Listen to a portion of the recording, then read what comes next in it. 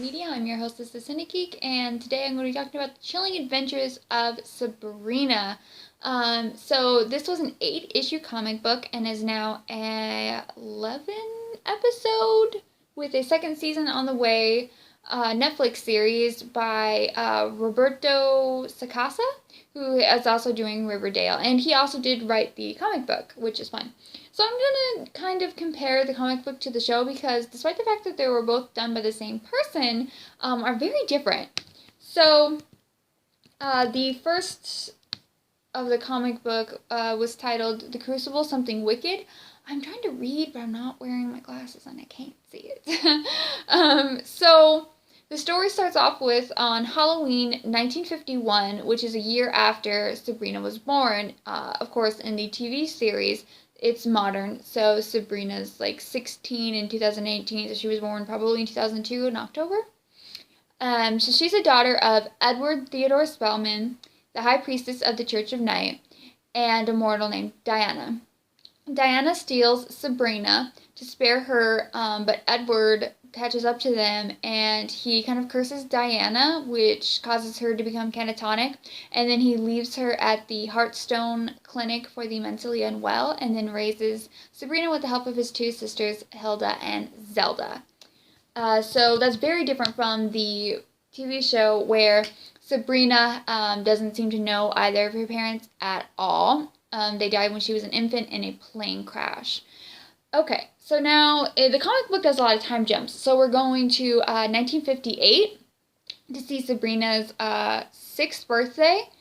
And they're in Salem, Massachusetts at this point. And we learn that Edward has recently gone missing. So Sabrina was raised by her father for the first 6 years of her life in the comic book. And it turns out they don't hide where Edward is in the comic book. They reveal to the audience that he has been trapped inside of a tree, and Sabrina is being now looked after solely by her two aunts, Hilda and Zelda, which is, as I said, a big difference from the show. And I have a theory that Edward will be an important part of the show in later seasons. I don't know necessarily season 2, but certainly if they go on to have more, I think he'll be important, and maybe perhaps he isn't dead or as dead as people think. So now we go to 1962, where it's Sabrina's first day of 6th grade, and she's actually already in magic school here, whereas in the show she doesn't begin magic school until after her 16th birthday. And she's actually bullied a lot for being a half-breed, like half-mortal, half-witch, which is the same as the show. And Zelda is actually quite a bit different in that in the comic book, she doesn't like witch school, and she says, quote, she wants her to carve out her own destiny and not have it thrust upon her, whereas in the show, she's all about thrusting destiny upon that girl. She doesn't want her to have any choices. You're going the path of the night. No ifs, ands, or buts about it. So, yeah, in the comic, actually, it's kind of funny because Hilda is much more of a badass, and she goes and terrifies Sabrina's bullies, whereas in the television show, she's quite timid, I would say. So at this point, this is when they moved to Westbridge, Massachusetts, from Westbridge, Massachusetts, to the funeral home in Greendale, which is right next to Riverdale. Whereas in the television show, it seems like they've always lived there. So now we're getting to June 28th, 1964. And Sabrina is now 13, and she comes home to find her cousin Ambrose has moved in. In the show, if you don't think Ambrose is the number 1 best character, and the show should just be about him, well, then your opinion is wrong, because Ambrose is awesome. And like I said, I just want a show about him. That's it. That's all I need. Anyway, so he has moved there. He's on house arrest. In the television show, he's on house arrest because I guess he tried to bomb the Vatican. Whereas in the comic book, it's even better. He's there because he removed someone's hands. But don't worry, he returned them later. Okay, Ambrose, don't make him mad. And the High Priestess Crowley, who's called Crowley in the comic books, but is called Blackwood in the television show, and I get why. Crowley is pretty much owned by Supernatural at this point.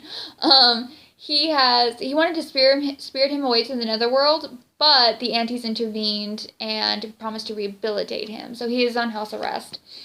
Though in the comic book, he does seem to be actually the same age as Sabrina, whereas in the television show, he's very young looking, but I think he's significantly older. So now we're getting to September 9th, 1964, where Sabrina is attending Baxter High School. She and Ambrose actually cast a love spell on Harvey, who is an Adonis football player, very different from the show. I mean, way different from the show. He's a lot more like Archie in the comic book. And we meet Rosalind, or Roz, who's this overbearing kind of Cordelia from Buffy type, rather than the feminist friend that she is on the show. And I really like the show's version better. We have enough Cordelias in teen dramas. We don't need another one. Girls can just be nice to each other. It actually is possible. And this is where we get really, really different from the comic book, because Betty and Veronica are actually in the comic book, which it's obviously why they can't be in the show. But they are actually witches in this incarnation, and they summon a succubus, who is a demoness of desire from Gehenna? And Gehenna is the capital city of hell, and this succubus was actually previously engaged to Edward Spellman, Sabrina's father, and until he left her for Diana, and she killed herself via literally feeding herself to lions. She threw herself into a lion pit. This girl means business. Holy... Okay. Now we're getting to the next volume, which is The Crucible, Secret History of Madame Satan. In the show, Madame Satan is Lilith, and she's the concubine of Satan, and masquerading as Miss Wardwell, Sabrina's teacher. In the comic book, she is the succubus ex-lover of Edward named Iola. I hope I pronounced that right. And she also steals the face of a teacher, but she steals the face of Evangeline Porter, who's the drama teacher. And she begins working with, Veronica and Betty. But more on that later. And she wants revenge on Edward, but she finds that he's locked in the trees, so then he goes to the Heartstone Clinic and gives Diana her mental clarity back, which completely drives her insane at this point. And then she learns of Sabrina's existence and wants revenge on her. So now we get to 1966. It's Sabrina's 16th birthday, and Sabrina is to be baptized and must accept the Dark Lord's blessing, and this is where the show begins. But this is going to be now bringing us into the third comic book, which is Crucible, the Unholy Baptism. And we're getting a little bit of history on the witches and the religion. We learn a lot about free will, which is like the core of their beliefs, because of, like, they're Satanists, and Satan fell because he made a choice, which kind of in doing so, defied God. And then another important event were the Salem witch trials, which were, quote, the trials were the worst than the Inquisition because witches turned against witches. And then after the trials, there were a lot of change, and that started the Reformation, and this Reformation saw the age of the baptism change from just after birth to 16 to emphasize the witches or wizards' free will to choose whether or not they wanted to go on the path of night. And then at 16, the witches, as I said, fully embrace the witchhood and accept the Dark Lord. So, similar to the show, there's an altar in the woods, and the ritual is pretty sexist, and there's actual baptism on the 16th birthday, for which Sabrina's birthday lands on Halloween, and she must pass through this blue fire to cleanse her soul. And there are some differences, though, like in the comic book, she rides to the ceremony on a black goat, which is named after the statue that the show is getting sued for, and is a name of a demon, Baphomet. And in this one, the ceremony is not conducted by Crowley, but by Delia, the queen of the Sabbath, and she's kind of dressed like a nun. And they actually conjure the devil in flesh, and he's huge. But other than that, the design is pretty much the same. And then the biggest difference in the show comes in that Sabrina rejects the path of the night. And in the comic book, the ceremony is actually interrupted by Harvey, who learned about it from Iola. So now we get to the next one, which is The Crucible, Harvey Horrors. And then this opens with Harvey gets murdered. He gets straight up bloody murdered. But that's kind of similar to in the show, Harvey's brother Tommy is killed by via two of the weird sisters. And like in the show, Tommy's only considered missing. Nobody really seems to know where he is. Of course, the witches do, and Sabrina is beside herself. So now we get to Crucible, the trial. And in this issue, we see the devil himself wanted Edward to have a child with a mortal, which he learned about, and I'll get to that in a moment. So Betty and Veronica and Miss Grundy have a nature appreciation club where they're practicing witchcraft, and this is where Iola comes back in as Mrs. Porter and enlists Betty and Veronica's help. Sabrina is undergoing a trial as she is accused of telling Harvey about witchcraft, which she does undergo a trial in the show, but it's for a different reason. It's for rejecting the Dark Lord.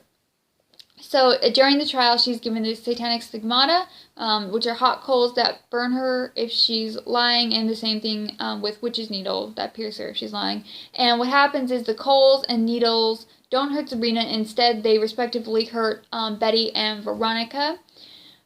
And then at this point, Iola, or Miss Porter, goes to Sabrina with Betty and Veronica to offer help in resurrecting Harvey via the Demonicon? I did not pronounce that right. But anyway, it's the sister book to the Necromonicon, which is ode to H.P. Lovecraft. And in the show, Betty and Veronica are basically just replacements for the Weird Sisters. And the same scenario happens with the resurrection if you just swap out Tommy with Harvey. And Harvey rises after 3 days, and fit hits the shan, guys. Okay, so Harvey's mom kills his father because she's just lost it, and then it turns out Harvey isn't Harvey. He's actually been possessed by Edward Spellman. That's right, Sabrina's dad is possessing her boyfriend, and it gets so weird, and I'm so glad that the show is different because it's just creepy. So now we get to Witch War, the truth about demonology, and we learned about Edward. So Edward is possessing Harvey's body, and he eats Harvey's father. Like, I don't know what it is with witches and cannibalism. It's touched on in the show, and this, it's weird. It's weird. And I don't like cannibalism. So we learn a lot about Edward's backstory then. I'm going to kind of bypass it. Basically, he started summoning demons at 7, and the High Wizard at the time, Alphonse Louis Constant, wanted him to summon the devil to get more people to come to the Church of Night.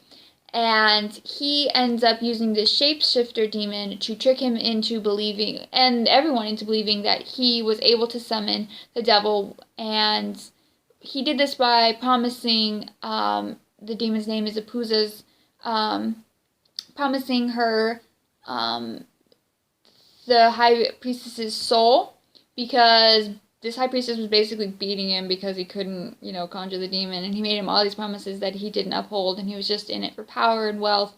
And so Apuza kills the high priestess at that time, and this allows, at age 25, Edward to take over as the high priestess of the Church of the Night.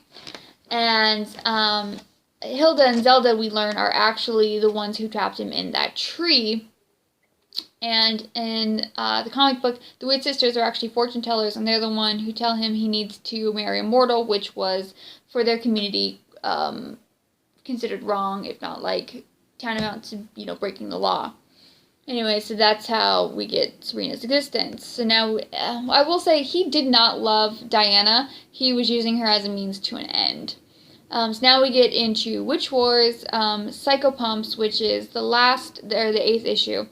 And Sabrina goes to meet Harvey, who's still possessed by her father Edward, at Pop's Chocolate Shop. And again, I'm really glad that the show is different because this comic gets weird. So Edward considers kissing Sabrina and going to a hotel with her, his 16-year-old daughter, who he raised until she was 6.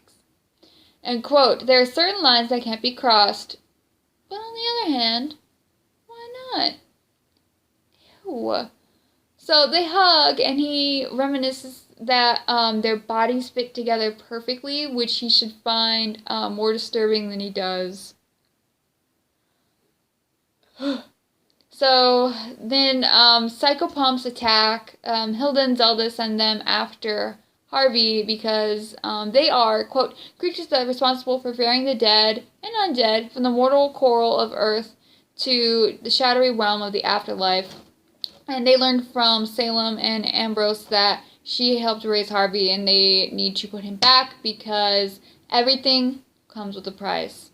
And then basically Sabrina has to kill the Psychopomps to keep Harvey alive, and that's how it ends. And unfortunately it's been on a permanent hiatus. Like I said, the show hasn't, so I would like to see some of that cool stuff in the show. It seems like they got a great budget, so maybe we will. And I would love to see Sabrina's father come back, and it turns out he's kind of a horrible person. I think it'd be really interesting. Anyway, thank you so much for watching We Need a Moon Knight movie, and have a great day.